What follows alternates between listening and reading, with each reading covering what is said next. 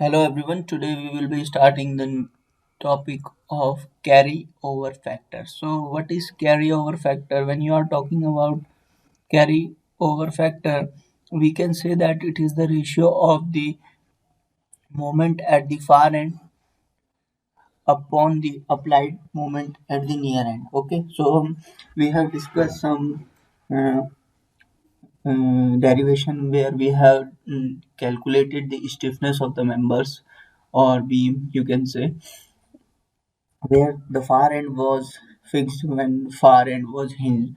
So let us take an example. When you are talking about carryover factor, it is defined as the ratio of the moment at the fixed far end or the you can say farther end of divided by the applied moment. So you can write down the formula here that carryover factor is equal to carryover moment at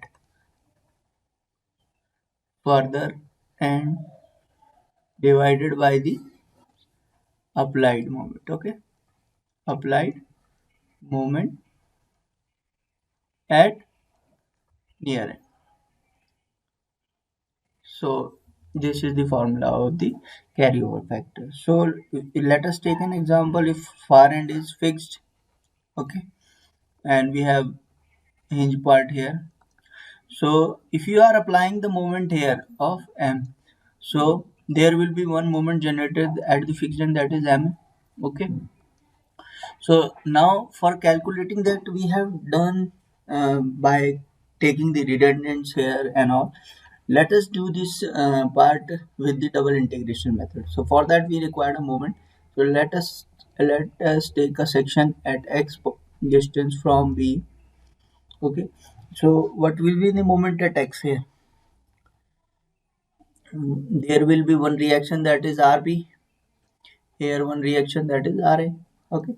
So moment at x equation will be Rb into x. Okay. And there is one moment also. This is on the same direction, so it is equal to m. So by the double integration method, you can say that mx moment is equal to ei double derivative of is equal to same r b x plus m. ये m moment को किससे double integration में denote करते हैं? E आई d square y upon D x square. ठीक है, अब इसको अगर इंटीग्रेशन कर देंगे हम एक और बार, तो हमारे को स्लोप की इक्वेशन बन जाएगी, that will be D I D Y upon D X equal to. अब इसको इंटीग्रेशन करेंगे तो एक्स का इंटीग्रेशन क्या होता है? X square upon two plus M X plus C1. एक कांस्टेंट आता है इसमें, दैट इज C1. अब इसको एक और बार अगर हम इंटीग्रेट करते हैं, that will give you the value of deflection E I Y is equal to R B. अब जो आर बी अपॉन टू तो यहाँ पर रहेगा ही, और एक्स स्क्वायर का क्या हो जाएगा?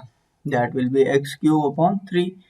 ठीक है, और प्लस एम एक्स का x square upon two plus C1x plus C2. अब हमारे पास तीन इक्वेशन आ गई है. This is second, this is third and this is one here. Okay, so we have three equations. Now you can apply the boundary conditions. Boundary condition क्या है?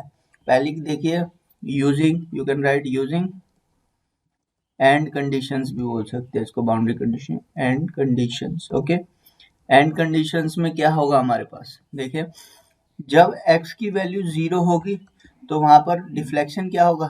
Zero होगा.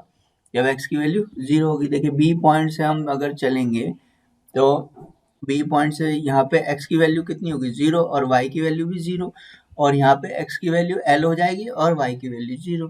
ठीक है, सो ये एक बाउंड्री कंडीशन आ गई हमारे पास. इससे अगर हम x equal to zero, Y equal to zero हम इक्वेशंस में अप्लाई करेंगे, तो देखिए यहाँ पे अगर मैं इसको थर्ड इक्वेशन में यूज करूंगा, तो यहाँ पे हमारा y जीरो है, तो ई आई इस वाली इक्वेशन में अगर मैं पुट करूंगा y जीरो इक्वल टू, ठीक है, x जीरो, ये वाली टर्म भी जीरो हो जाएगी, ये वाली टर्म भी जीरो हो जाएगी, C1 जीरो भी हो जाएगी, ये C2 यहीं रहेगी, तो C2 की वैल्यू इक्वल टू जीरो आ गई. ये हमने इंटीग्रेशन कांस्टेंट की वैल्यू निकाल ली. अब दूसरी कंडीशंस लगाई है यहाँ पे कि x की वैल्यू जब l हो जाएगी उस पॉइंट पे हमारा स्लोप की वैल्यू क्या होगी, dy/dx। स्लोप 0 होता है फिक्स पे, हमें मालूम है, क्योंकि अब हमें c1 की वैल्यू चाहिए, अनदर जो कांस्टेंट है हमारा इंटीग्रेशन, तभी ये इक्वेशन सॉल्व हो पाएगी, कांस्टेंट पता लगेगा जब। तो इसमें जब हम dy/dx 0 रखेंगे और x इक्वल टू l रखेंगे तो हमारी c1 की वैल्यू जो है वो क्या आएगी, 0 equal to rb l square upon 2 plus ml plus c1। तो यहाँ से c1 की जो वैल्यू आएगी हमारी कितनी आएगी, c1 के साथ हमारा क्या था वैल्यू, c1 आ गया हमारा इक्वल टू, ये सब इधर में जाएगा ऑपोजिट में, so minus R B L square upon 2 plus ये भी इधर जाएगा तो माइनस एम है, ठीक है। तो हम अब इस c1 की वैल्यू के लिए हमें आर बी की वैल्यू चाहिए, तो आर बी की वैल्यू कैसे निकालेंगे हम, फोर जो इक्वेशन है और हमारी फिफ्थ जो इक्वेशन है, दो इक्वेशन है हमारे पास आ जाएगी, कौन कौन सी है देखिए,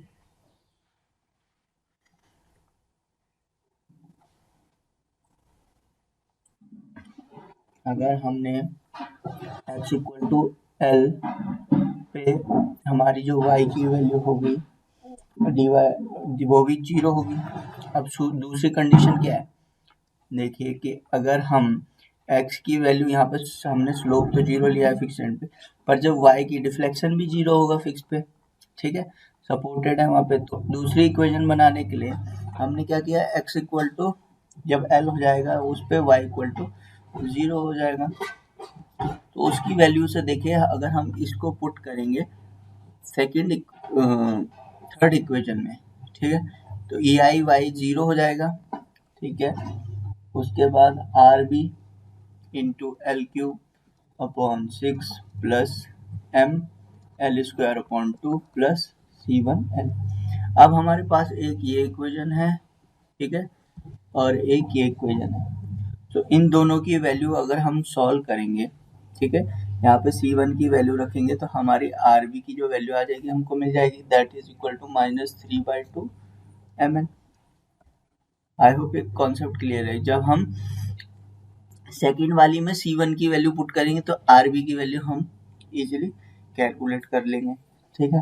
अब ये हमारे को पता लग गया कि R B equal to this, यहाँ से फिर हम c1 निकालेंगे किसी भी एक इक्वेशन में रख के, that is ml upon 4, c1 की वैल्यू आ गई ml अपॉन 4। अब आर भी पता लग गया, c1 भी पता लग गया।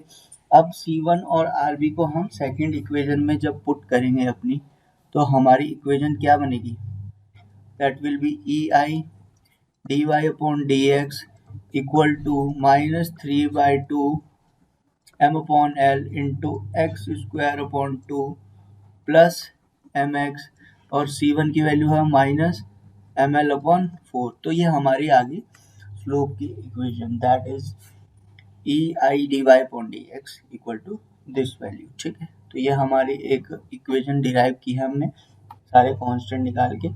अब देखिए जो ओरिजिनल स्ट्रक्चर है, ओरिजिनल स्ट्रक्चर जो हमारा है दैट इज यहाँ पर फिक्स पॉइंट है और यहाँ पे हिंज है, तो हमारे को एम ए की वैल्यू भी चाहिए जिसके लिए हमने यहाँ पे एक मोमेंट लगाया, ठीक है। उसके लिए हम फॉर x इक्वल टू 0, जब x इक्वल टू 0 हो जाएगा so d Y upon D x क्या होगा, थीटा भी होगा, 0 नहीं होगा क्योंकि वहाँ पे हिंज है, ठीक है। अब यहाँ पे हमारे को अगर इसकी वैल्यू चाहिए तो हम क्या करेंगे, x की वैल्यू को यहाँ पर इस वाली इक्वेशन में 0 कर देंगे, तो ये वाली भी टर्म 0 हो जाएगी और यहाँ पर ये वाली वैल्यू थीटा बी हो जाएगी।